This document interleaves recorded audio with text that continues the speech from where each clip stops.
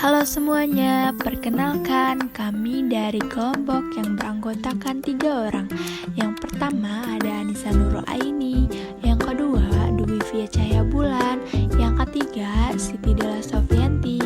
Di sini kami akan membahas tentang manajemen pendidikan inklusif di SMP Negeri 4 Sidoarjo.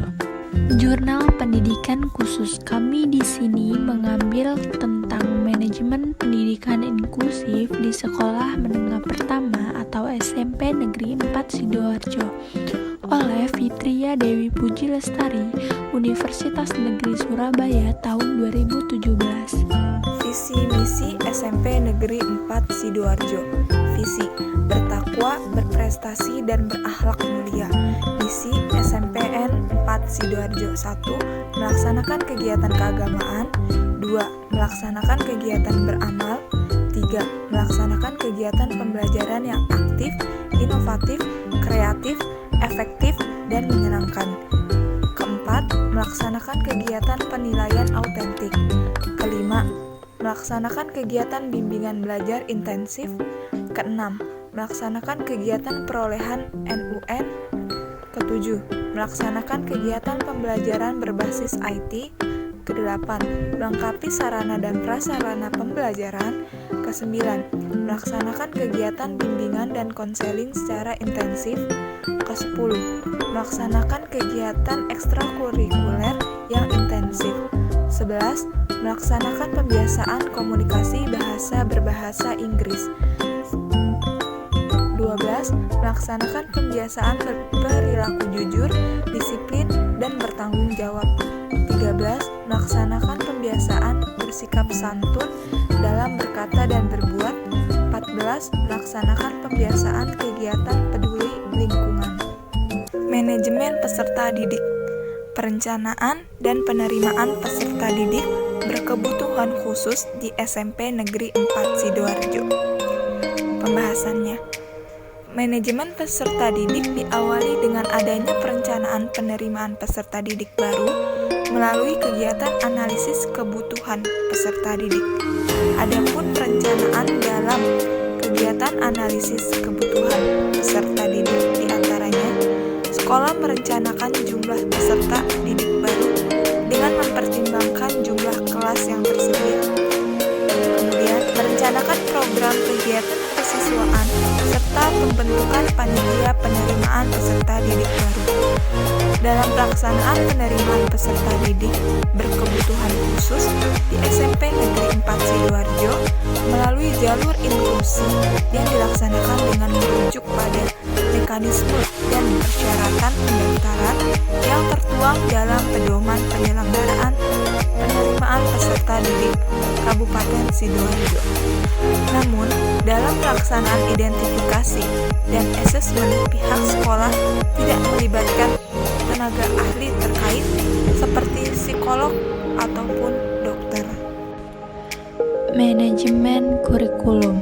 Pengembangan kurikulum di SMP Negeri 4 Sidoarjo. Manajemen kurikulum terkait dengan pengembangan kurikulum inklusi menggunakan kurikulum 2013 yang dimodifikasi.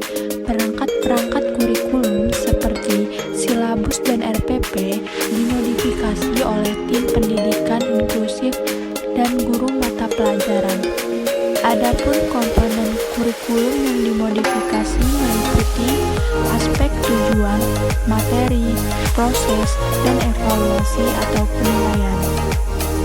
Terdapat perangkat pembelajaran khusus bagi peserta didik berkebutuhan khusus yang disebut dengan istilah program pembelajaran individual atau PPL. Dalam penyusunan dan pelaksanaan PPL, pihak sekolah tidak melibatkan orang tua, psikolog, maupun terapis. Manajemen proses pembelajaran, perencanaan, pelaksanaan, dan evaluasi atau penilaian pembelajaran di SMP Negeri 4 Sidoarjo. Manajemen proses pembelajaran di kelas inklusi diawali dengan adanya perencanaan pembelajaran yang disesuaikan dengan kebutuhan peserta didik dan mengacu pada kurikulum yang berlaku, yaitu kurikulum modifikasi.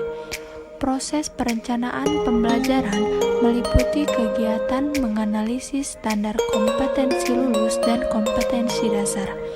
Kemudian, guru mata pelajaran menyusun dan membuat RPP dengan menetapkan sasaran, tujuan, materi, media, dan alat evaluasi pembelajaran. Dalam pembuatan RPP, modifikasi mempertimbangkan hasil asesmen serta melibatkan guru pembimbing khusus. Pelaksanaan pembelajaran di kelas inklusi dilaksanakan sesuai dengan rencana pelaksanaan pembelajaran atau RPP modifikasi yang dibuat. Pembelajaran memiliki langkah-langkah pendahuluan, inti, dan penutup. Dalam pelaksanaan pembelajaran, guru mengimplementasikan metode, media, bahan latihan, dan langkah-langkah pembelajaran secara sistematis sesuai dengan RPP yang digunakan. Adanya interaksi antara guru dengan peserta didik melalui diskusi kelompok dan pemberian tugas sehingga peserta didik berkebutuhan khusus terlibat dalam kegiatan pembelajaran di kelas. Selama kegiatan berlangsung, guru melakukan penilaian secara tertulis maupun pengamatan. Evaluasi atau penilaian bagi peserta didik berkebutuhan khusus mencangkup 3 aspek penilaian, yaitu aspek efektif, aspek pengetahuan, dan aspek keterampilan yang disesuaikan dengan kemampuan dan karakteristik masing-masing peserta didik berkebutuhan khusus dengan menerapkan standar nilai yang dimodifikasi. Manajemen tenaga pendidikan. Perencanaan tenaga pendidikan khusus di SMP Negeri 4 Perencanaan tenaga pendidikan khusus diawali dengan memeta kebutuhan guru bagi peserta didik berkebutuhan khusus. Kemudian, pihak sekolah mengajukan kebutuhan guru ke Dinas Pendidikan Kabupaten Sidoarjo. Guru pembimbing khusus turut berperan penting dalam memberikan penanganan bagi peserta didik berkebutuhan khusus. Data yang diperoleh menunjukkan bahwa pembagian tugas guru pembimbing khusus berdasarkan kesepakatan dan koordinasi antar guru pembimbing khusus dengan tim pendidik inklusi. Koordinasi dan tugas guru pembimbing khusus meliputi menyusun dan melaksanakan asesmen, membuat dan melaksanakan program pembelajaran individual melalui kerjasama dengan guru mata pelajaran, membantu guru mata pelajaran dalam membuatnya.